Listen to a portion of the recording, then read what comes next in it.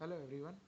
तो आज हम मनस्टैक में एक नया एप्लीकेशन देखेंगे जिसमें हम अपना एक ईएमआई कैलकुलेटर बनाएंगे, जिसमें कि यूज़र एक अमाउंट डालेगा, दूसरा एक अपना इंटरेस्ट रेट डालेगा और तीसरा कितने महीने के लिए उसे वो ईएमआई का अमाउंट चाहिए। तो उसके हिसाब से हम एक ईएमआई कैलकुलेटर क्रिएट करेंगे। मैंने ये कैलकुलेटर ऑलरेडी बना दिया है और मैं आपको सिर्फ इसका डेमो एक्सप्लेन करूँगा। तो चलते हैं हमारे सर्वर की तरफ। तो पहला काम हम करेंगे सीडी सर्वर।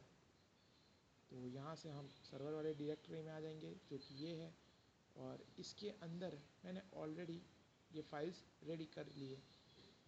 तो एक बार मैं आपको डेमो देकर दिखाता हूँ, फिर मैं इसे एक्सप्लेन करूँगा। तो उसके लिए मैं कर देता हूँ नोडमन index.js। यहाँ पर मेरा सर्वर शुरू हो चुका है। अब मुझे जाना है क्लाइंट साइड की ओर। तो यहाँ पर मैं दबाऊँगा ये प्लस वाले आइकन को और यहाँ पर करूँगा cd क्लाइंट और कर दूँगा npm run dev। तो इससे मेरा क्लाइंट साइड भी रन होना शुरू हो जाएगा। और मैं यहाँ पर कंट्रोल प्लस क्लिक और यहाँ पर मेरा ये लोन क्रिएटर कैलकुलेटर तैयार हो चुका है, ईएमआई कैलकुलेटर। तो यहाँ पर मैं सिंपली डाल देता हूँ एक नाम, जो कि होगा मदन, दूसरा होगा लोन अमाउंट।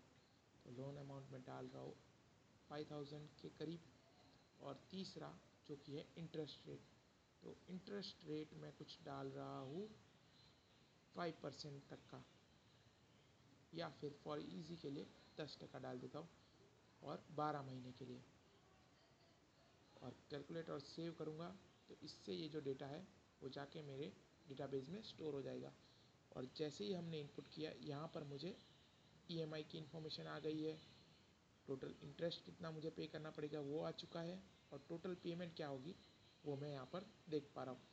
तो मुझे टोटल ईएमआई 12 महीने के लिए 439 पे करनी पड़ेगी। दूसरा, उस पर टोटल इंटरेस्ट लग गया 274 का, और तीसरा मेरी टोटल अमाउंट मुझे जो पे करनी पड़ेगी वो होगी 5274.95 रुपीज़। ठीक है। तो इसे हम कैसे बनाएं, तो उसके लिए हम जाते हैं अपने कोड की तरफ। तो इसके लिए सबसे पहले मैंने बना दिया है अपना एक index.js फाइल, और उससे भी पहले मैं इसे पहले बंद कर देता हूँ कंट्रोल प्लस टिल्ड साइन दबाकर। और मैंने कर दिया है पहले पैकेज.json में कॉर्स, एक्सप्रेस, मंगूस और नोडमॉन को इंस्टॉल। उसके बाद हमने बनाई एक इंडेक्स फाइल।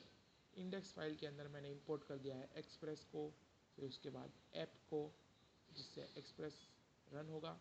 उसके बाद मैंने कॉर्स को इंपोर्ट किया है, मंगूस को इंपोर्ट किया है। इसे फ़िलहाल के लिए आप रहने दीजिए। फिर मैंने दो मिडलवेयर बनाए, जो कि है app.useexpress.json, जो कि रिक्वेस्ट के जेसन फॉर्मेट के डेटा को हमें यहाँ पर जावास्क्रिप्ट के ऑब्जेक्ट की तरह ट्रीट करने में हेल्प करेगा।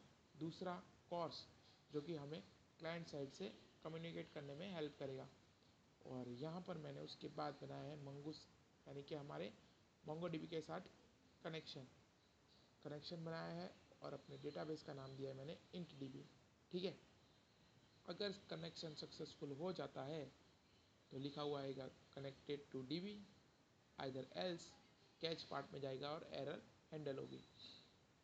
और फिर सिंपल मैंने सर्वर को स्टार्ट कर दिया है अपने 3000 पोर्ट के ऊपर।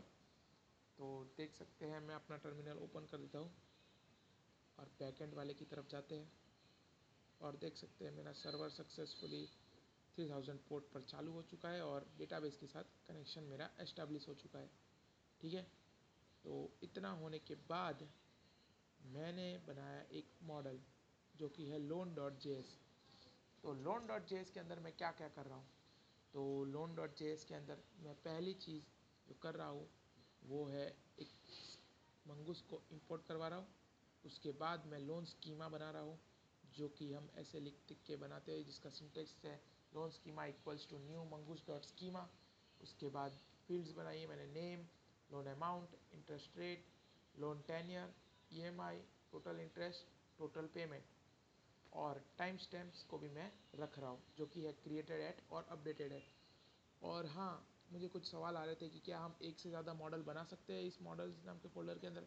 हाँ, आप चाहे जितने मॉडल बना सकते हो और एक ही प्रोजेक्ट के अंदर उसे एक्सेस कर सकते हो। जैसे कि लोन है, फिर उसके बाद लोन के बाद यूज़र डेटा है, तो आप एक्सेट्रा एक्सेट्रा एक ही प्रोजेक्ट के अंदर बना सकते हो। तो अब हमारा मॉडल रेडी हो चुका है, तो अब हम बनाएंगे उसके लिए राउट्स, यानी कि एपीआई। तो ठीक है, तो बना देते हैं एपीआई। तो मैंने ऑलरेडी क्रिएट कर रखी है यहाँ पर। तो पहली चीज़, इस फाइल के अंदर मैं इंपोर्ट करूँगा एक्सप्रेस, जो कि मैंडेटरी है, जो हमें राउटिंग में हेल्प करेगी। दूसरा, हमने एक राउटर बनाया है जो कि हमें अपने यूआरएल के साथ मैच करवाने में और हमारी राउट्स को मैच करवाने में हेल्प करेगा एपीआई के कॉलिंग के समय। ठीक है, तो पहली जो मेथड है वो है राउटर डॉट गेट।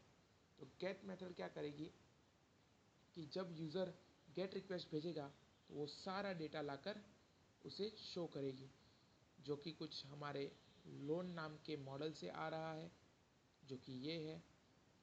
तो मैंने उस लोन मॉडल को ऑलरेडी यहाँ पर इंपोर्ट करवाया था, तो वहाँ से मॉडल की ये फाइंड मेथड है, जो कि बड़ी इजी वे में हमें डेटा गेट करने में हेल्प करती है, और उस डेटा को मैं रिस्पॉन्स में सेंड कर रहा हूँ।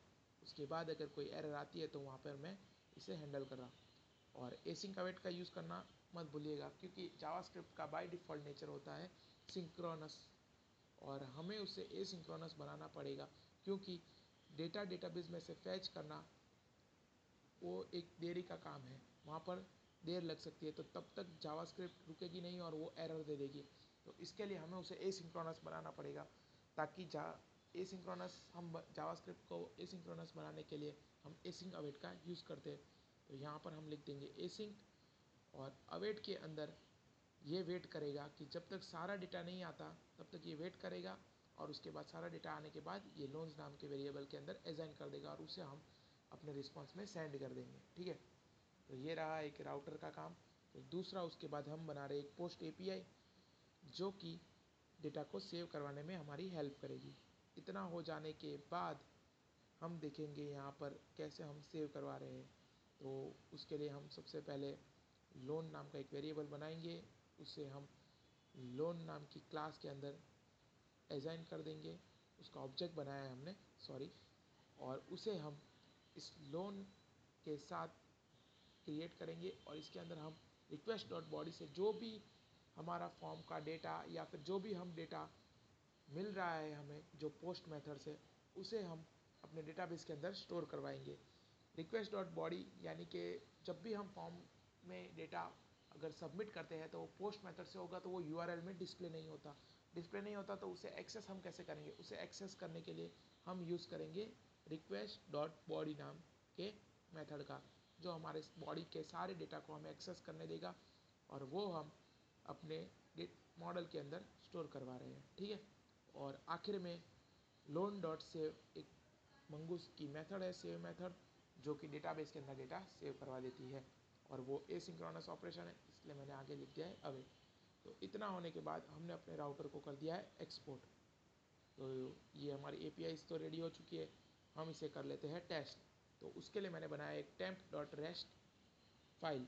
तो वो फाइल क्या है? इस फाइल में हम अपनी एपीआई को टेस्ट करते हैं। तो उसके लिए मैंडेटरी चीज़ ये है कि हमें अपना रेस्ट क्लाइंट जो है इंस्टॉल करना पड़ेगा। तो रेस्ट क्लाइंट कैसा होता है वो आपको बता देता हूँ।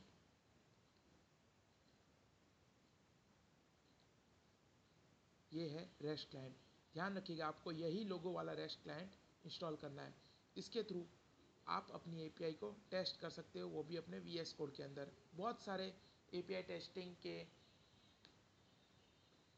आपके पास एक्सटेंशंस अवेलेबल है, पर आप इसमें से मैं यूज़ करने वाला हूँ रेस्ट क्लाइंट को, जो कि बड़ा इजी है सिंटैक्टिकली, और हमें सिंपली एक बेसिक सी फाइल बनानी है, और यहाँ से इतना कोड कॉपी कर लेना है, और यहाँ पर कर देंगे हम अपने रेस्ट क्लाइंट के अंदर पेस्ट, और फिर उसी के अंदर हम करेंगे चेंजेस और इंसर्ट करेंगे। ध्यान रखना, सिंटैक्स में कोई भी गड़बड़ होगी तो ये वर्क नहीं करेगा। ये सिंटैक्टिकली बहुत ही ज़्यादा डेंजरस है, तो हमें उसकी सिंटैक्स को हमेशा ध्यान में रखना है। जब भी एपीआई को एंड करो तो ट्रिपल हैशटैग की ज़रूरत पड़ेगी हमें, ठीक है। तो बराबर API लिखोगे तो हमारे पास एक सेंड रिक्वेस्ट का ऑप्शन भी आ जाएगा। तो सबसे पहले हमारी गेट API को टेस्ट करते हैं। ये रही हमारी गेट API जो कि मैंने लिखी है /loans। हाँ, तो अगर URL में /loans आएगा तो यहाँ पर मैंने बना दिया है एक मिडलवेयर जो इसे एक्सेस करेगा। तो सब लोग कह रहे थे कि ये /loans का मतलब क्या है, /loans का मतलब क्या है, तो मैं फिर से एक्सप्लेन कर देता हूँ। नॉर्मली हमारी URL हमारे ब्राउज़र में कुछ इस प्रकार से दिखती है http://localhost:3000/loans। तो अब क्या होगा कि /loans जैसे ही URL में दिखेगा ये मिडलवेयर उस रिक्वेस्ट को हैंडल करने के लिए चला जाएगा। तो यहाँ से जैसे /loans दिखेगा ये उसके बाद वाले सारे राउट्स को, जैसे कि यहाँ पर स्लैश के बाद मैंने कुछ भी लिखा है तो सारे राउट्स कहाँ पर हैंडल हो गए, इस लोन राउट्स वाली फाइल के अंदर, जिसको मैंने यहाँ पर इंपोर्ट करवा दिया है। और ध्यान रहे लोन राउट्स को इंपोर्ट कराते समय .js लिखना ना भूलें, ठीक है। और क्योंकि हमने यहाँ पर किया था टाइप इज टू मॉड्यूल, यानी कि टाइप कॉलन मॉड्यूल, तो हमें जब भी इंपोर्ट का काम करवाना है तो उस समय हमें अपने API के अंदर हमारे फाइल के इंपोर्ट के अंदर हमें .js लिखना मैंडेटरी रखना है, ठीक है। इतना हो जाने के बाद ये जितने भी सारे राउट्स होंगे वो इस लोन राउट्स वाली फाइल के अंदर एक्सेस होंगे। तो ठीक है, तो बाय डिफ़ॉल्ट अगर कुछ नहीं होता पीछे तो स्लैश होता है, ठीक है। अगर API के पीछे कुछ भी नहीं है तो बाय डिफ़ॉल्ट एक स्लैश होता है, जो कि यूजुअली हम लिखे या ना लिखे उसका कोई मतलब नहीं बनता, ठीक है। तो ये सारी राउट्स यहाँ पर हैंडल होगी। अगर ये API कॉल हुई है गेट मेथड के थ्रू तो गेट मेथड वाली राउट एक्सेस होगी, और अगर पोस्ट मेथड के थ्रू हुई है तो हमारी पोस्ट वाली राउट एक्सेस होगी, ठीक है। तो इतना हो जाने के बाद हम कर देंगे अपने API को टेस्ट, वो भी कहाँ पर, अपने temp.rest फाइल में जाकर। तो चेक कर लेते हैं एक रिक्वेस्ट भेजकर। उससे पहले देख लेते हैं हमारा टर्मिनल रनिंग मोड में है कि नहीं। Ctrl+tilde साइन को दबाकर देख सकते हैं हमारा API हमारा टर्मिनल रनिंग मोड में है। मैं एक रिक्वेस्ट सेंड कर देता हूँ और बूम, आप देख सकते हो कि सारा डेटा हमें विजिबल है, ठीक है। तो अब मैं इसे फ़िलहाल बंद कर देता हूँ। तो आप देख सकते हो सारा डेटा विजिबल है। फिर से इसे कर देता हूँ बंद। इसके बाद मैं इस पोस्ट राउट को फिर से एक बार भेजूँगा, बट यहाँ पर नेम में चेंज कर देता हूँ। यहाँ पर मैं कर दूँगा XYZ, ठीक है। और इसे मैं सेंड करता हूँ। रिक्वेस्ट सेंड हो चुकी है। अब मैं यहाँ पर चेक कर सकता हूँ कि मुझे एक XYZ नाम का रिकॉर्ड देखने को मिल रहा है। तो इतना हो जाने के बाद अब आप सक्सेसफुली अपना बैकएंड कंप्लीट कर चुके हो, तो आप जा सकते हो क्लाइंट साइड की ओर। तो बढ़ते हैं क्लाइंट साइड की ओर। क्लाइंट साइड पे आकर मैंने सबसे पहला काम किया कि मैंने एक कंपोनेंट बनाया SRC के अंदर कंपोनेंट्स नाम का फोल्डर, और उस फोल्डर के अंदर मैंने insert_loan.jsx नाम की फ़ाइल बनाई है। तो बेसिकली इसके अंदर मैं क्या कर रहा हूँ, सबसे पहले मैंने यूज स्टेट को इंपोर्ट कर दिया, जो कि हमें बहुत ही इम्पोर्टेंट है हमारे स्टेट को मैनेज करने के लिए, या कोई भी स्टेट के वेरिएबल को बनाने के लिए यूज स्टेट का यूज़ हम करेंगे। ये एक React.js का हुक है। दूसरा, हम बूटस्ट्रैप फाइल को इंपोर्ट कर रहे हैं, जो कि यहाँ पर नोड मॉड्यूल्स के अंदर बूटस्ट्रैप फोल्डर के अंदर डिस्ट डायरेक्टरी के अंदर CSS और JS फाइल जो कि हमें स्टाइलिंग प्रोवाइड करते हैं उसे मैं इंपोर्ट कर रहा हूँ। और हमारे क्योंकि हम यहाँ पर बूटस्ट्रैप का यूज़ करने वाले हैं हमारे स्टाइलिंग के लिए, इसीलिए, ठीक है। उसके बाद मैंने Axios को इंपोर्ट किया है, जो कि हमें हमारे बैकएंड यानी कि सर्वर साइड के साथ इंटरेक्शन करने में काम आएगा, यानी कि कम्युनिकेट करने में काम आएगा। उसके बाद ये एक React का बेसिक सिंटैक्स है जो कि मैं फॉलो कर रहा हूँ। और तो इतना लिखने के बाद मैंने बनाया एक यूज स्टेट का वेरिएबल जो कि है loan data set loan data, जिसके अंदर हम अपना name, loan amount, interest rate और लोन टेन्योर स्टोर करवाएंगे, ठीक है, जो कि हम बैक एंड में भेजेंगे। तो यहाँ पर मैं इस फॉर्म में से ये डेटा इंसर्ट करवा रहा हूँ फॉर्म के अंदर। बेसिक चीज़ें की है मैंने, जैसे कि एक कंटेनर बनाया है डिव नाम का, डिव का कंटेनर बनाया है। उसके बाद उसके अंदर एक फॉर्म को बनाया है जो कि एक बेसिक सा फॉर्म है। उसके अंदर हैंडल सबमिट मेथड है जिसे हम बनाएंगे, जिसे मैंने बनाई है, जो कि मैं आपको दिखाऊंगा। और एक सिंपल सी हेडिंग दी है लोन कैलकुलेटर, और यहाँ पर इनपुट फील्ड है, आप देख सकते हो। सिंपली मैं नेम ले रहा हूँ, हैंडल चेंज मेथड है वगैरह वगैरह, बेसिक सी लोन डेटा की डिटेल है, ये सब चीज़ें। मैं हैंडल चेंज की मेथड भी है जो कि मैं आपको दिखाता हूँ। मैंने एक बेसिक से फॉर्म से सारी चीज़ें इनपुट ली है, और फिर उसके बाद ये बटन है कैलकुलेट एंड सेव नाम का, जिससे डेटा जाकर अपने बैकएंड में स्टोर हो जाएगा। ठीक है, तो पहले देखते हैं हैंडल चेंज वाली मेथड को। तो ये रही हैंडल चेंज वाली मेथड। तो यहाँ पर मैं क्या कर रहा हूँ, नेम और वैल्यू को डिस्ट्रक्चर कर रहा हूँ ई डॉट टारगेट में से, और मैं देख पा रहा हूँ यहाँ पर कि updated data equals to triple dot loan data, यानी कि जो लेन डेटा है उसे तो मैं एज इट इज़ रख रहा हूँ, और बाकी जो नेम है और जो वैल्यू है उसे मैं चेंजेस प्रोवाइड कर रहा हूँ। जो वेरिएबल में मतलब जो भी इनपुट टैग के अंदर चेंजेस आ रहे हैं उसकी वो वैल्यू में चेंजेस करते जा रहा हूँ, और वही चीज़ें मैं फिर से अपने लोन डेटा नाम के स्टेट वेरिएबल के अंदर अपडेट करते जा रहा हूँ। ठीक है, और उसके बाद हमारा जो काम आता है वो है हमारा principal amount, rate of interest और नंबर ऑफ मंथ्स, उन तीनों का मैं कैलकुलेशन कर रहा हूँ। ठीक है, तो उसके लिए मैंने यहाँ पर कैलकुलेशन करना शुरू कर दिया है।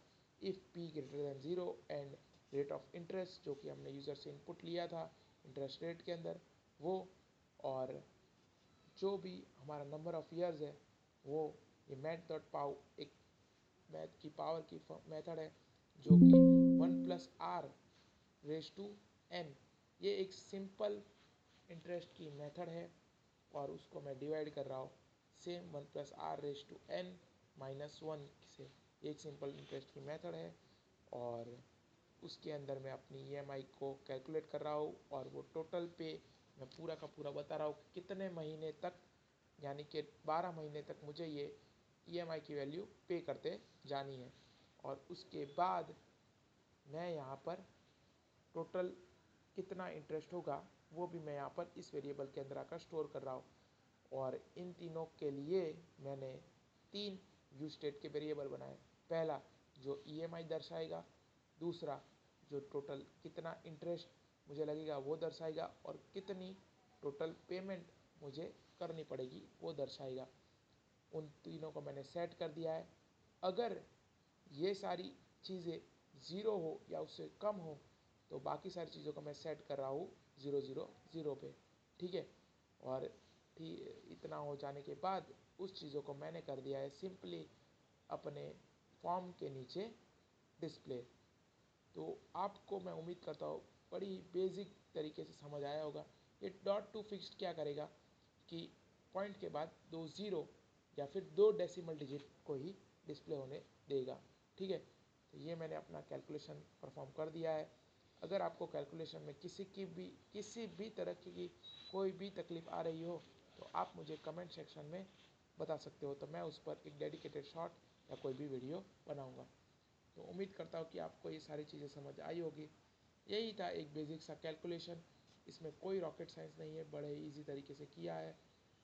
ठीक है, तो आप उम्मीद करता हूँ कि आप चैनल पर बने रहेंगे और इस वीडियो को लाइक करेंगे, शेयर करेंगे, सब्सक्राइब करेंगे, और कोई भी डाउट हो तो आप कमेंट सेक्शन में पूछ सकते हो। इसी तरह की वीडियो आती रहेगी। ठीक है, ओके, तब तक के लिए bye. Thanks for watching the video.